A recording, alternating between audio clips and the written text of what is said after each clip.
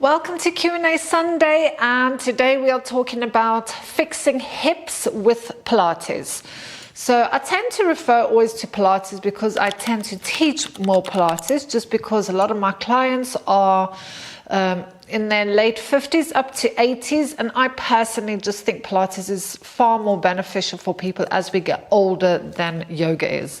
But don't shoot me, that's only my opinion. I'm allowed to have an opinion. There is no right or wrong, by the way, it's just an opinion.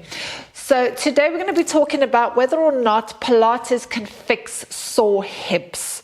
So the first thing I want to address is that neither Pilates nor yoga can fix anything. We can help conditions to improve, and perhaps we can sometimes help them to recover, but we don't want to say Pilates can fix anything. Because we don't know. We don't know how a person's body is going to respond to certain exercises. Some people will become better straight away. Some people might not, even though they've got exactly the same conditions. So we want to move away from this idea that Pilates is better for fixing things than yoga, or yoga is better than fixing things for Pilates. Nothing fixes anything. We're not doctors, we're not clinicians, we're not a medical resource. It's a health and well-being resource. And as much as I love Pilates, I just wanted to put that caveat out there. So in terms of sore hips, it can be a little bit like someone saying, I have a bad back, or I've put my back out. What does a sore hip actually mean? Because someone could be on the cusp of having a hip replacement. So that's a joint issue.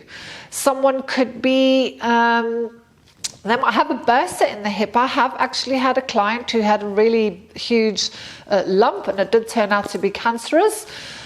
We don't know until a doctor's had a scan, until they've been for a scan.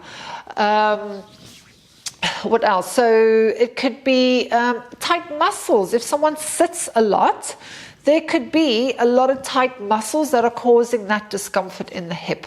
So it would be very unprofessional for myself or any other teacher to say, yes, I can fix that, or Pilates can fix that. Because until you've had a proper diagnosis from a medical consultant, GP, physio, anything like that, it's not up for us to say, yes, we can fix it. However, if it's a muscular thing, like tight muscles or anything like that, yes, Pilates can definitely help. It's not a quick fix. I've had people that have come to me and said, oh, I've had this pain for 40 years, and they do one class and say, oh, it didn't cure that.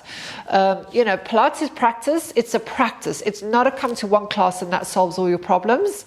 And again, like I've said in many of my other videos, it's like, what are you doing into your outside life?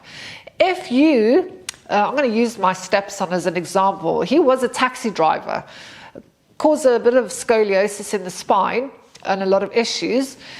The only way that he's going to stop having those issues is to stop being a taxi driver, unless he's going to put as much time into rehabbing his body than as he does driving. And no one has that much time on their hands.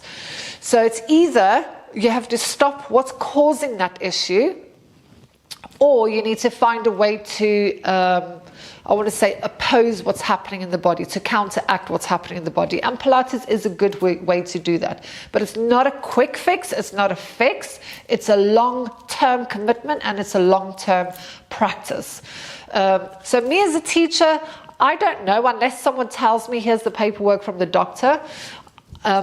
I'm a Pilates and yoga level 3 trained teacher. My husband, he has another degree in injury rehabilitation and stuff like that. So he is more likely to be able to tell somebody what's going on in their hip than I am. Fortunately, I have learned to load from him, but even though I have that knowledge, it's not my place as a teacher, a Pilates teacher. And I want to say, just a Pilates teacher. It's not my place to give anybody a diagnosis. It would be very unprofessional of me to do that. So unless I've had documentation from a doctor telling me the client has X, Y, and Z, then obviously I would know how to help them, but it wouldn't be up to me to diagnose someone and say, well, you need a hip replacement. How would I know that? So be very careful of when you go to a fitness class and someone says, well, you've got this or you've got that. Sometimes I might say to someone, it's likely to be X, Y, and Z. Or I might say to people, does it feel like it's coming from the muscles? Let's just say the hip. Does it feel like it's coming from the muscles? So your bums, the front of your hip, maybe your back. Or does it feel like it's coming from right within the joint?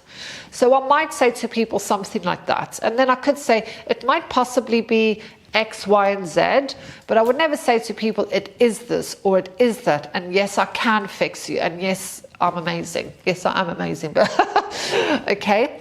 So we would need X-rays and all that kind of stuff. The same thing as the range of motion within a hip from person to person is very different. So men's pelvises are shaped different to females, so that can impact hip mobility. But also, we don't all have the same size femur bone. We don't have the same size hip socket.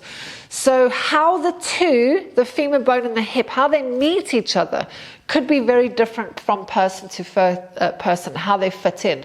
So some people might have a very small range of motion, but it could be because of the bones and how they sit in the hip. Again, I wouldn't know that until that person's had that scan. So it's very hard for me or any fitness professional to give you a diagnosis with that. So can Pilates fix a hip? Oh, maybe. So I hope that video has not helped you or helped you, but I hope it's given you insight as to what you can expect from a Pilates teacher. So I hope that helps. And if you like these videos, please subscribe and like, as it does help to grow the channel and spread these videos to more people.